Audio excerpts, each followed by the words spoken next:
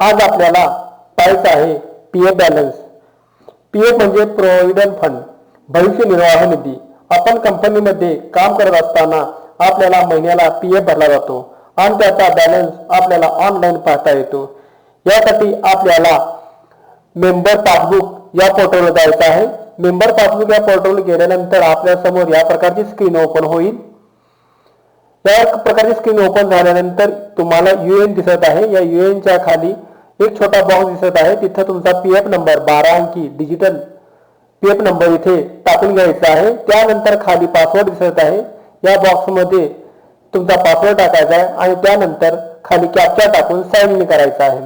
ज्यावेळी तुम्ही sign in वर क्लिक केल्यानंतर तुमचा पीएफ नंबर आणि पासवर्ड बरोबर असेल तर तुमचा साइन इन होऊन पुढची विंडो तुम्हाला ओपन होईल।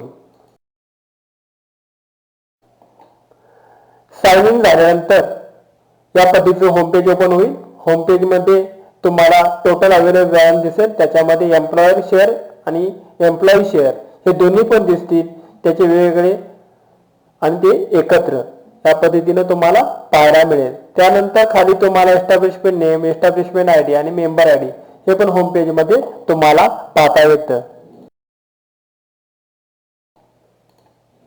होम पेज पाहिल्यानंतर पुढे तुम्ही प्रोफाइल पाहू शकता, तुमची प्रोफाइल डिटेल्स, तुमचे पर्सनल डिटेल्स, त्याच्यामध्ये तुम्हाला यूएएन नंबर, तुमचा मोबाईल नंबर बरोबर आहे का चेक करा।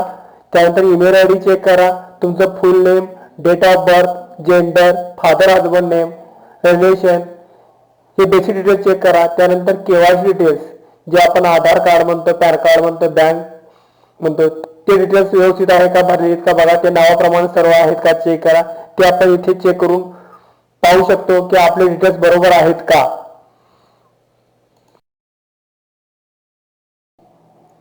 त्यानंतर पासबुकवर क्लिक करा। पासबुकवर क्लिक केल्यानंतर तुम्हाला पासबुकची विंडो ओपन होईल, ज्याच्यामध्ये तुम्हाला सर्व काही पासबुकमध्ये डिटेल्स पाहायला मिळतील।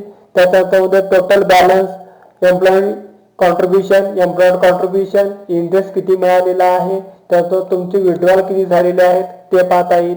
त्याप्रमाणे मंथ वाईज तुमचे कंपनीने किती पैसे भरलेले आहेत, त्याचबरोबर तुम्हाला व्याज किती मिळालेलं आहे हे पाहता येईल। प्रत्येक वर्षानुसार, प्रत्येक महिन्यानुसार तुम्हाला इथे पाहता येतील। त्याचबरोबर तुम्हाला जे शीट आहे ते डाउनलोड सुद्धा करून घेता येतं। डाउनलोड आहे पीडीएफ, याच्यावर क्लिक केल्यानंतर तुमची शीट डाउनलोड होईल आणि त्याची तुम्ही प्रिंट सुद्धा घेऊन स्वतःजवळ ठेवू शकता।